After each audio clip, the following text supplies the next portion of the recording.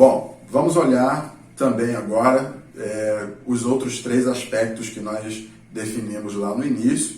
Esses aspectos serão menores porque são decorrentes do primeiro, né? Então agora nós vamos olhar para a questão da diferença entre a ação de Deus e a ação dos ídolos cananeus. Você vai perceber como a coisa vai se aprofundando, né? Então, Israel é acusado de se prostituir, mesmo sendo casado, né? Mesmo tendo um casamento, um pacto de exclusividade com Deus, e ele se prostitui com os deuses dos cananeus, né? Se entrega deliberadamente aos deuses dos cananeus. Então, vamos olhar para a diferença entre a ação de Deus e a ação dos ídolos cananeus, né? Ainda no versículo 17 do livro de Juízes, nós vimos então que a atitude oposta da prostituição seria a da obediência, dar ouvidos aos juízes levantados pelo próprio Deus. Essa era a maneira clara de demonstrar o amor a Deus, né? De alguma maneira, o que o texto está mostrando é aonde Israel está buscando a sua salvação. No juiz levantado por Deus ou nos deuses dos amorreus. No juiz, que é a representação do próprio Deus, libertador, salvador, ou procurando salvação nos deuses dos cananeus, né? De qualquer forma, um aspecto que é presente em qualquer divindade é que toda e qualquer divindade se apresenta como sendo capaz de conceder bênçãos e, sobretudo, salvação. Então, na maneira como se apresenta, não há muita diferença. Isso é um aspecto de toda e qualquer divindade. Deus se apresenta como alguém capaz de abençoar e de salvar. E os deuses cananeus, naturalmente, por serem divindades, isso está na gênese de toda e qualquer divindade. Então, os deuses dos cananeus, eles de alguma forma também se apresentam como capazes de abençoar e capazes também de promover algum tipo de salvação. Contudo, quando nós olhamos para o verso 18, nós vemos que a maneira como Deus age, né? Ou seja, a maneira como Deus oferece a sua salvação, naturalmente por intermédio dos juízes, é uma expressão da sua graça e da sua misericórdia. Veja o que diz o verso 18. Quando o Senhor lhe suscitava juízes, o Senhor era com o juiz e os livrava da mão dos seus inimigos todos os dias daquele juiz. Porquanto o Senhor se compadecia deles ante os seus gemidos, por causa dos que os apertavam e oprimiam, né?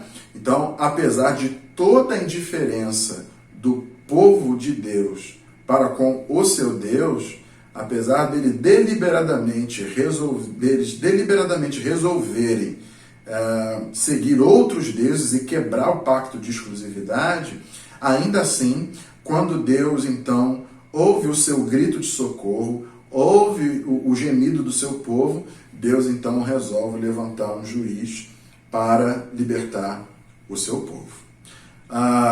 Em contraposição a isso, nós não vemos nenhum destaque, nenhuma indicação do texto sobre a ação dos deuses dos cananeus.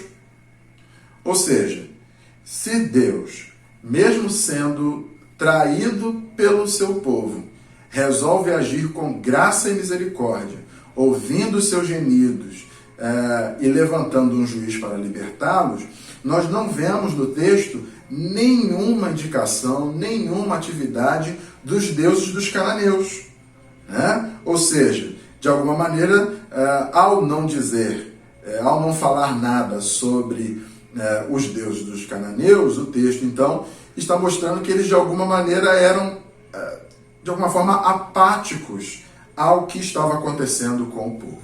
Os deuses dos cananeus não tentaram agir para livrar Israel daquela situação. Os deuses dos cananeus não fizeram nenhum movimento na direção de aliviar o sofrimento do povo de Israel. Então, na verdade, quando nós falamos sobre a diferença entre a ação de Deus e a ação dos deuses cananeus, na verdade nós estamos falando de um Deus que age, enquanto os deuses dos cananeus não fazem absolutamente nada, não demonstram nenhum tipo de empatia, nenhum tipo de situação em que eles tentem livrar o povo de Israel do seu sofrimento, né? Então, isso é o suficiente para configurar não apenas a fragilidade dos deuses dos cananeus em relação ao Deus de Israel, mas para mostrar o quanto estes deuses eram, na verdade, falsos deuses, né? Eles simplesmente querem receber adoração. Quando a gente está falando aqui desse contexto, né, e o versículo diz que adoraram aos deuses dos cananeus, então significa que os deuses dos cananeus estão requerendo culto, estão requerendo adoração, estão requerendo sacrifício, mas não fazem absolutamente nada por aqueles que devotam-se em adoração a eles, né? Então, esse é o efeito que os deuses dos cananeus provocavam no povo de Deus, conforme o verso 19, né? A única coisa que os deuses dos cananeus conseguiam fazer objetivamente em relação ao povo de Israel era deixá-los e torná-los cada vez mais escravos, né? Era somente isso que eles faziam. O povo, quando o texto diz que eles eram reincidentes, é isso. Os deuses dos cananeus, eles querem sempre mais, né? Eles nunca estão satisfeitos, eles engolem os seus adoradores, né? E isso é o que acontece com os deuses falsos. Deuses falsos, eles querem sempre mais, mas não agem com graça e misericórdia. Eles simplesmente engolem os seus adoradores, devoram os seus adoradores diante da sua vida e diante daquilo que eles têm ainda para viverem. Então, esse é um segundo aspecto teológico a percebermos aqui nesse texto. A diferença da ação de Deus, que age com graça e misericórdia, apesar da traição do seu povo, e os deuses falsos, os deuses dos cananeus, que querem adoração, que prometem bênção, prometem salvação, mas no final só escravizam ainda mais os seus adoradores até conseguir devorá-los completamente. Vamos então ao terceiro aspecto teológico presente aqui no texto que lemos, né? E nós vamos falar agora então sobre a religiosidade que coexiste com a idolatria. A religiosidade que caminha junto da idolatria, né? Então, ainda no verso 19, nós lemos o seguinte: sucedia, porém, que falecendo o juiz, reincindiam e se tornavam piores do que seus pais, seguindo após outros deuses, servindo-os e adorando-os eles. Nada deixavam das suas obras, nem da obstinação dos seus caminhos. Bom, o que a gente percebe aqui é que, na verdade, Israel está fazendo um acúmulo de deuses. Esta nova geração está acumulando deuses, né? E, como nós vimos anteriormente, a prostituição de Israel, né, essa infidelidade de Israel, ela não encerrava a relação que Israel tinha com Deus, já que, mesmo sendo infiéis a Deus, o pacto estava mantido. O pacto de exclusividade estava mantido. Deus continuava fiel àquilo que havia prometido na aliança. Isso significa, então, que esta nova geração, ela não encerrou uma relação com Deus para começar uma relação com os deuses cananeus. Eles estão acumulando relação com os deuses, com o Deus de Israel e com os deuses dos cananeus. Isso mostra para nós essa possibilidade que é real, que é verdadeira, de adorarmos a muitos deuses, né? Isso é uma realidade para qualquer pessoa. Você percebe que, depois de muito sofrer, Israel pedia ajuda a Deus. Mas depois que Deus libertava, eles passavam um tempo lá, eles deliberadamente desobedeciam ao juiz e voltavam, eram reincidentes e eram cada vez piores nessa reincidência. Ou seja, Israel está tentando garantir dos dois lados. Por que nós falamos sobre querer garantir dos dois lados? Querer receber de Deus e também receber dos deuses pagãos. Porque, na verdade, essa mentalidade de coexistência de deuses, de vários deuses, é uma mentalidade pagã. Então, isso significa que, neste ponto, esta nova geração, apesar dela ter uma relação com Deus, não por causa dela, mas por causa de Deus, que é fiel e mantém a sua palavra, e não desfez essa relação, mas essa nova geração, ela não tem mais a mentalidade que a geração de Josué tinha, de exclusividade, de fé, de obediência a Deus. Ela já tem uma mentalidade pagã. Esse foi um fruto dessa prostituição de Israel. A mentalidade foi modificada. É a mentalidade pagã da coexistência dos deuses. No paganismo existem vários deuses. E os deuses, eles existem de acordo com a diversidade de situações e de problemas. Então, tem lá o Deus da agricultura, o Deus da fertilidade, o Deus do amor, o Deus da guerra, o Deus da colheita, o Deus da música, Deus do prazer, e por aí vai. E cada um desses deuses, eles agem, e influenciam em uma área específica. E por isso mesmo, esses muitos deuses, eles coexistem. Então, eles não exigem pacto de exclusividade. Na mentalidade pagã, não há necessidade de um Deus exigir pacto de exclusividade. Na verdade, não é nem que não há necessidade, não há possibilidade de existir pacto de exclusividade, porque é um Deus para a necessidade de cada pessoa. É uma religiosidade, se fôssemos usar uma palavra bem mais moderna que o texto, seria uma espécie de religiosidade self-service. Então, se você quer ter filhos, então você adora lá o Deus da fertilidade. Se você quer trabalho, você adora ao Deus do trabalho. Se você vai para a guerra, você então presta culto, faz um sacrifício ao Deus da guerra. Se você quer tudo isso, você pode ter todos esses deuses, você adora todos esses deuses, faz um culto, oferece sacrifício a todos esses deuses, e na mentalidade pagã, isso não tem o menor problema. Então, não existe pacto de exclusividade na mentalidade religiosa do paganismo. E Israel estava imerso nessa mentalidade. O que a gente percebe é que, nessa situação, o soberano aqui não são os deuses. O soberano é aquele que escolhe os deuses. Já que não tem exclusividade, a soberania aqui está em aquele que escolhe ou resolve simplesmente deixar de adorar esse Deus. Também não tem problema. Então, você vai lá, a pessoa quer vencer na guerra. Então, faz lá a sua oferta para o Deus da guerra e tudo mais. Acabou a guerra, ganhou, tal, então não tem mais nada. Só volta a ter relação com este Deus quando uma nova guerra surgir. Se não surgir, não precisa ter relação nenhuma com Deus da guerra.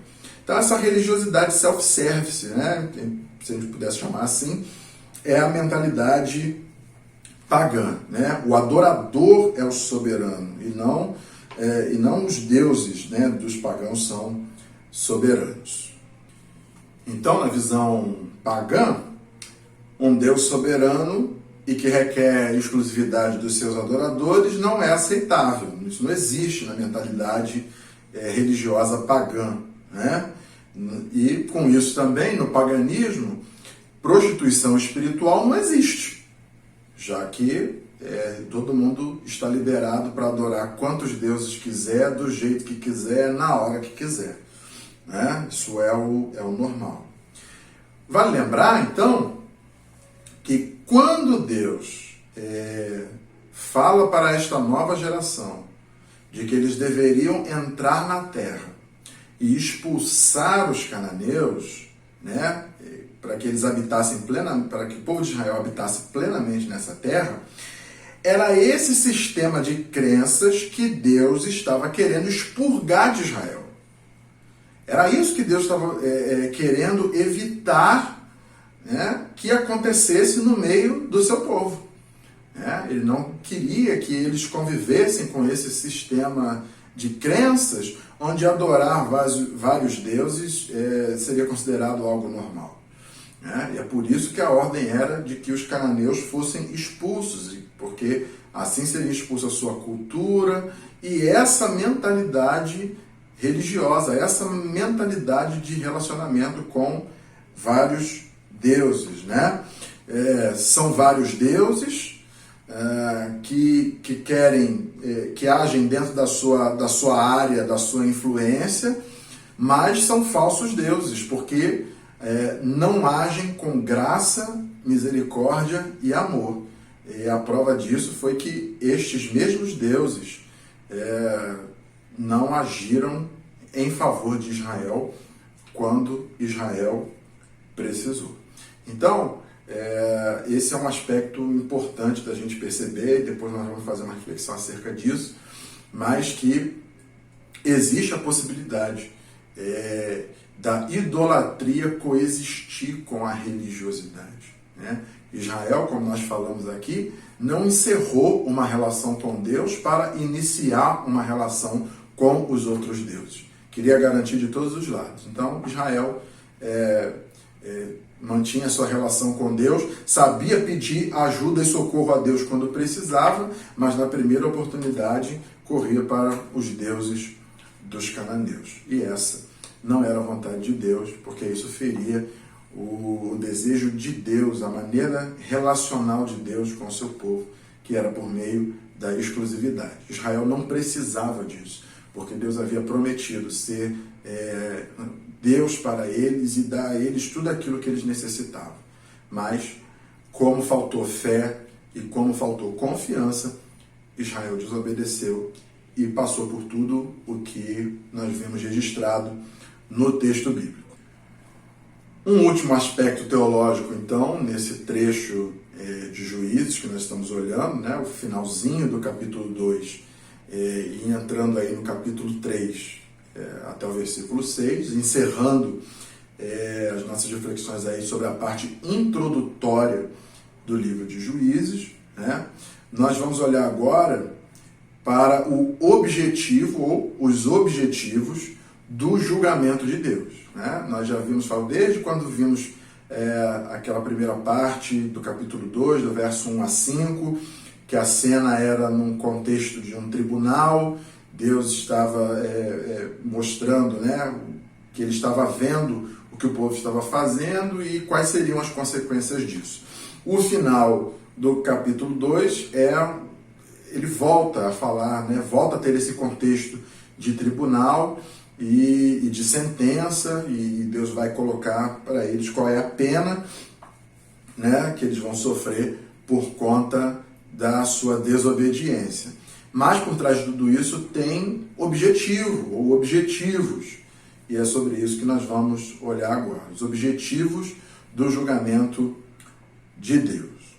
Bom, então o verso 21, como nós já dissemos, vai mais uma vez falar sobre o resultado do julgamento de Deus, né? De acordo com a maneira como o seu povo vem se conduzindo. Né? Então está lá escrito: também eu não expulsarei mais de diante dele nenhuma das nações que Josué deixou quando morreu. Ou seja, já que os israelitas não expulsaram os cananeus, Deus também não vai fazer mais nenhum movimento nessa direção, não vai fazer mais nenhum movimento de ajudá-los a expulsar os cananeus. Pelo contrário, vai fazer com que os cananeus permaneçam lá, né? E os cananeus permanecendo lá, irão, na verdade, cumprir o propósito ou os propósitos especiais de Deus na vida do seu povo, na vida desta nova geração de Israel. E nós encontramos aqui pelo menos dois.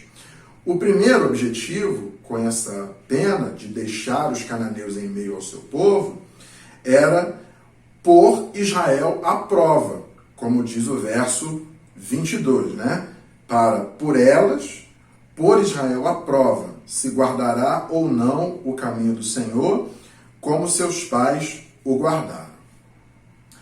Por que Deus põe Israel à prova? Essa é a primeira pergunta, já que, tecnicamente, aqui parece que eles já deram a demonstração de como estavam se conduzindo. Por que Deus vai colocar Israel à prova? Porque ele não sabe que resposta o povo vai dar? Bom, naturalmente, a questão aqui não é essa, né? Nós sabemos que Deus é aquele que conhece e sabe todas as coisas. Mas colocar à prova aqui significa colocar Israel num estado de preparação, de aprendizado e de disciplina. É assim que nós agimos quando nós somos colocados à prova, né? Então, se nós sabemos que vamos passar por uma prova, seja na escola, na faculdade, né? Prova do Detran para quem vai querer tirar a carteira de motorista, enfim, quando nós sabemos que seremos submetidos a uma prova, nós então entramos naturalmente num estado de preparação, de aprendizado e de disciplina, né? Então, esse é um primeiro objetivo de Deus, é colocar Israel nesse estado, num estado de reflexão, num estado de fazer com que essa nova geração olhe para dentro de si, que ela pense por que ela está fracassando, ela pense por que eles chegaram até aquele ponto. Ele quer que essa geração pense por que eles estão passando por aquilo tudo. Isso é pôr à prova, né? Ele quer que essa geração se lembre da geração anterior, que foi uma geração vitoriosa, foi uma geração abençoada, e porque agora eles estão envoltos naquela situação. Então esse é o primeiro objetivo desse julgamento de Deus sob essa pena de fazer com que os cananeus permaneçam no meio de Israel, né? Deus vai colocar Israel à prova, e colocar eles à prova significa deixá-los neste estado de preparação, de reflexão, de compreensão do porquê estão passando pelo que estão passando. Segundo propósito, vai aparecer nos primeiros versos do capítulo 3, né? Então, finalmente chegamos aí ao capítulo 3 e vamos olhar aí o versículo 1. Diz assim: são estas as nações que o Senhor deixou para, por elas, provar a Israel. Isto é, provar quantos em Israel não sabiam de todas as guerras de Canaã, né? Então, nós vamos mais uma vez voltar aqui a Josué e lembrar dessa geração, né? Uma geração chamada de geração de ouro, uma geração abençoada, uma geração que confiou em Deus, na sua grande maioria, uma geração que obedecia aquilo que Deus falava e por isso foi vitoriosa. No contexto da guerra, essa geração ela tem vitórias ainda mais emblemáticas, né? E a principal de todas elas é uma vitória que nós conhecemos, inclusive cantamos as músicas sobre essa vitória, é a conhecida Batalha de Jericó, né? Quando Deus mandou o seu povo marchar em volta da cidade, mas falou para que eles não lutassem. E Deus mesmo fez as muralhas de Jericó ruírem, caírem, e o seu povo foi vitorioso sem precisar lutar, né? Sob a liderança de Josué, eles foram obedientes e o Senhor deu a eles a vitória. De alguma maneira, essa nova geração de israelitas, eles não sabem mais o que é isso. Eles não sabem mais o que é ser vitorioso a partir da obediência a Deus, né? Então Deus vai usar os cananeus para deixar Israel de novo nessa situação onde ele vai aprender sobre confiança e dependência de Deus.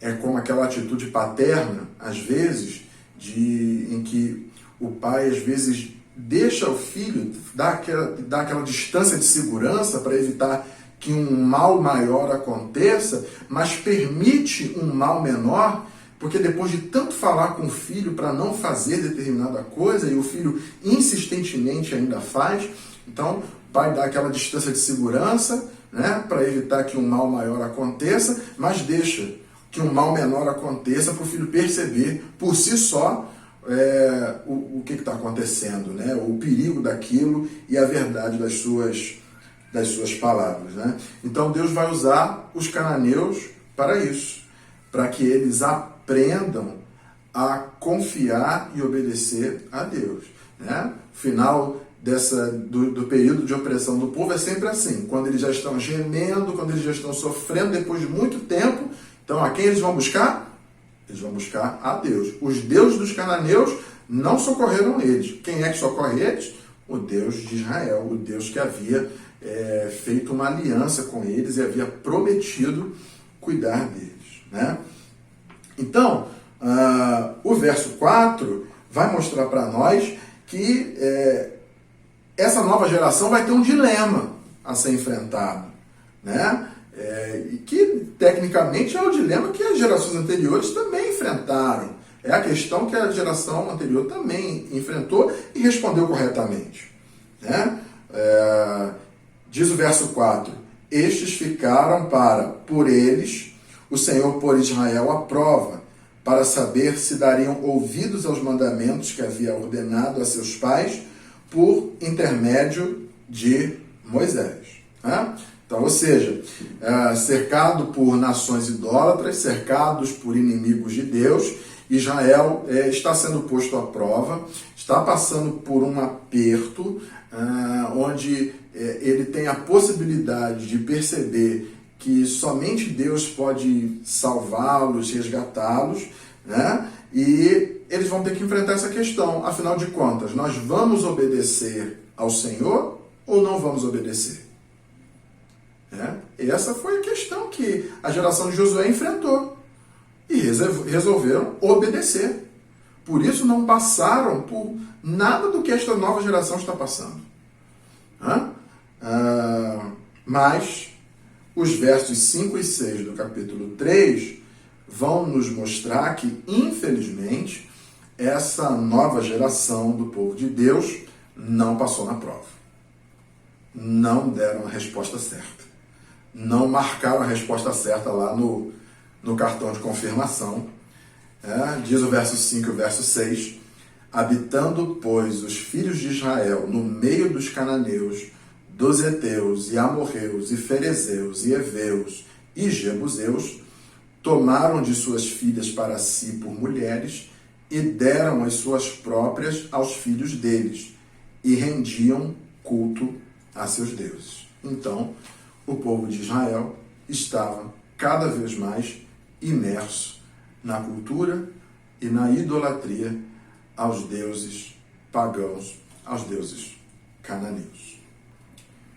Bom, vamos então a algumas aplicações e reflexões que nós podemos fazer a partir de tudo aquilo que nós conversamos aqui. Na verdade, um conteúdo bastante vasto, denso, poderíamos fazer inúmeras aplicações.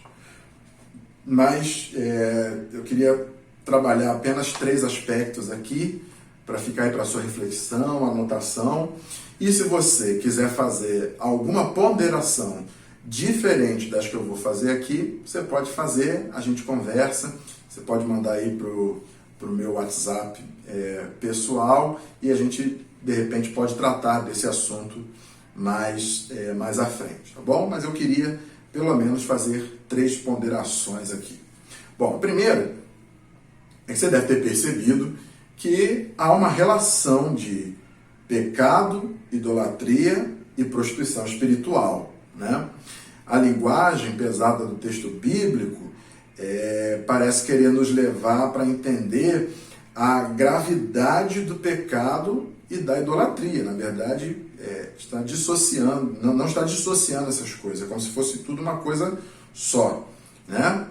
Então, quando o texto fala que o pecado, a idolatria é uma prostituição, está pesando na linguagem para perceber o quanto ela é grave, o quanto essa situação é grave. Ao mesmo tempo, é perceptível, né, de maneira geral, naturalmente, a gente vai trabalhar generalizando aqui, que muitas vezes as pessoas parecem tentar minimizar a gravidade do seu pecado, né? Então, assim, eu não tenho jeito, a carne é fraca, eu sou assim mesmo, tudo mais, mas Deus perdoa, ok, né? Mas há um risco aqui em ficar tentando minimizar a gravidade do pecado. E o risco maior é porque quando nós entendemos que o pecado é grave, né, que adorar a outros deuses, que isso é uma situação grave, mas nós vamos entender o tamanho, né, a grandiosidade da misericórdia e da graça de Deus para conosco. Quanto mais nós entendermos que mesmo que nós venhamos a cometer pecados que são considerados por Deus como algo grave, né? Lembramos aí, como sempre falamos e ensinamos para as crianças, não existe pecado, pecadinho, pecadão, é tudo pecado, é tudo muito grave.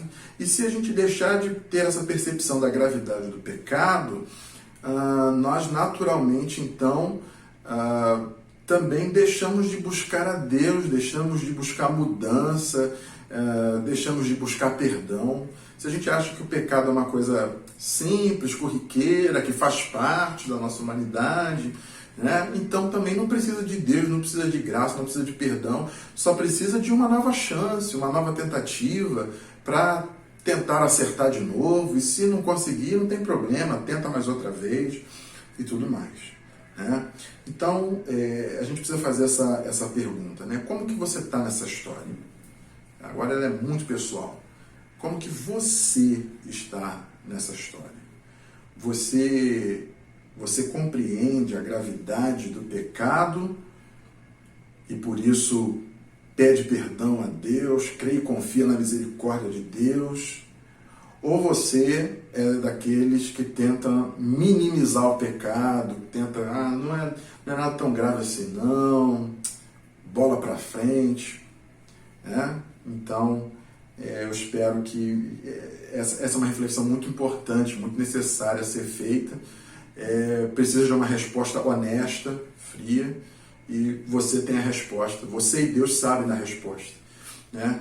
E se por acaso você trata pecado como algo que não é grave, se você tenta minimizar, é preciso reavaliar o seu conceito acerca disso.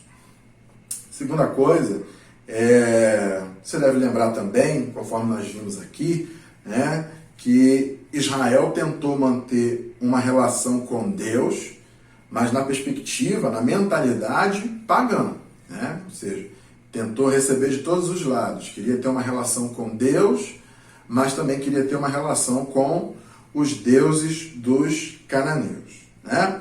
Então, significa que você pode ser um cristão, por exemplo, você pode frequentar uma igreja, quanto tempo for, e ainda assim você pode estar cedendo às tentações de adorar outros deuses, né? Isso é uma possibilidade. E é engraçado porque quando a gente fala assim sobre outros deuses, não sei você, mas talvez na cabeça das pessoas venha aquela imagem clássica, né? De uma estátua, de um deus, de uma divindade e tal.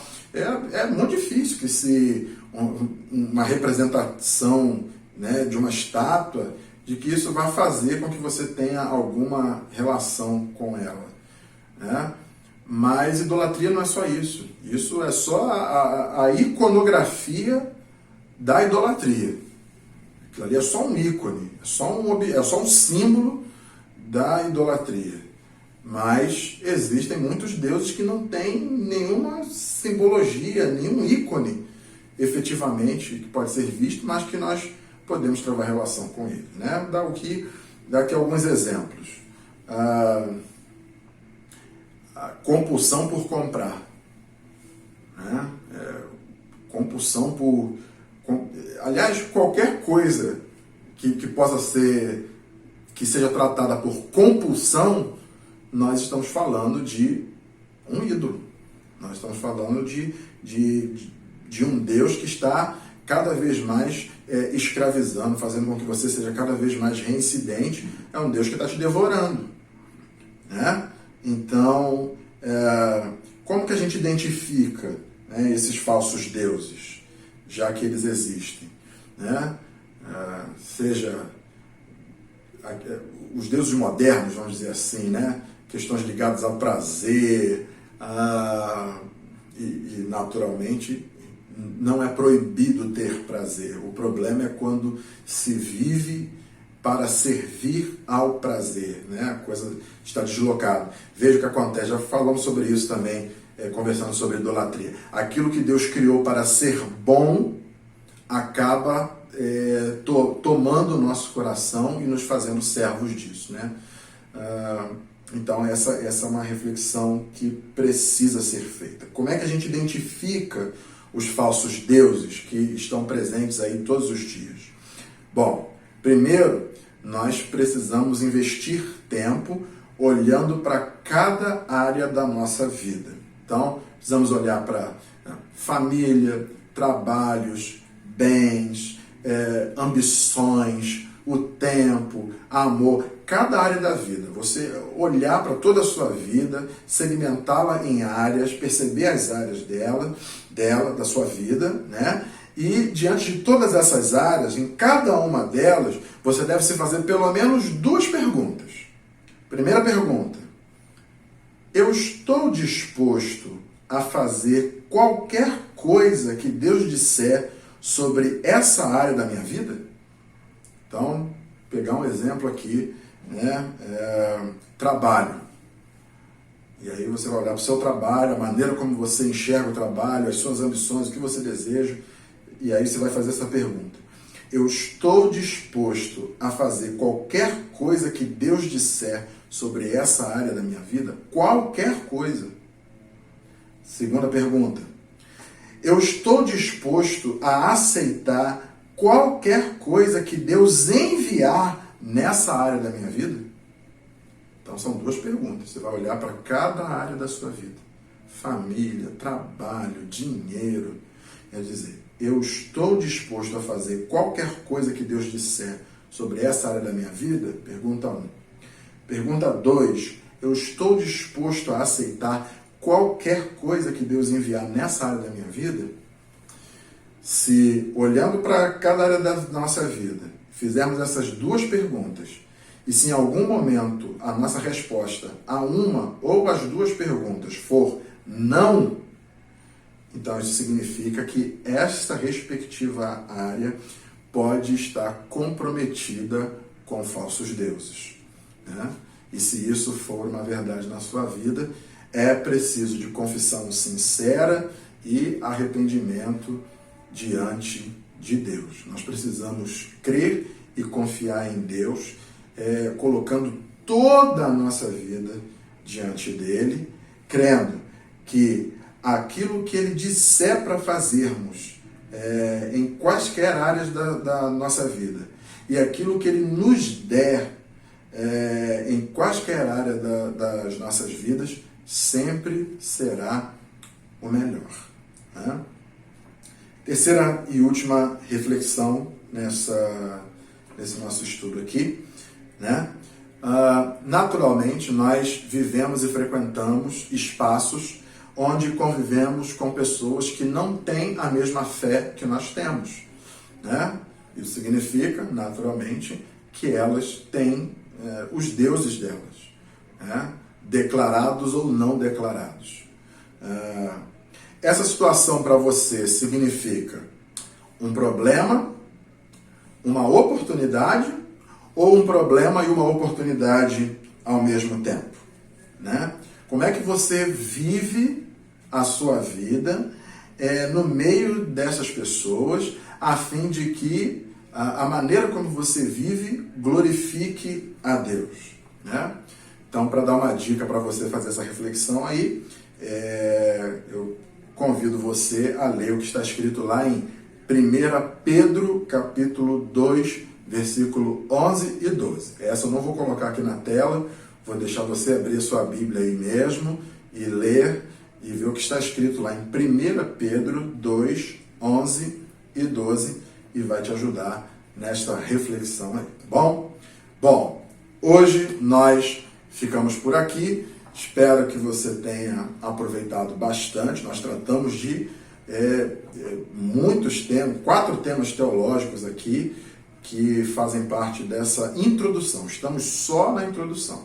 Mas agora, finalmente, chegamos à história dos juízes. E o próximo vídeo, então, já será o início dessa narrativa, né, dos juízes que Deus levantou para libertar Israel. Espero que você tenha gostado, aproveitado. Mais uma vez, se você tiver dúvidas, você pode anotar, me mandar no WhatsApp pessoalmente.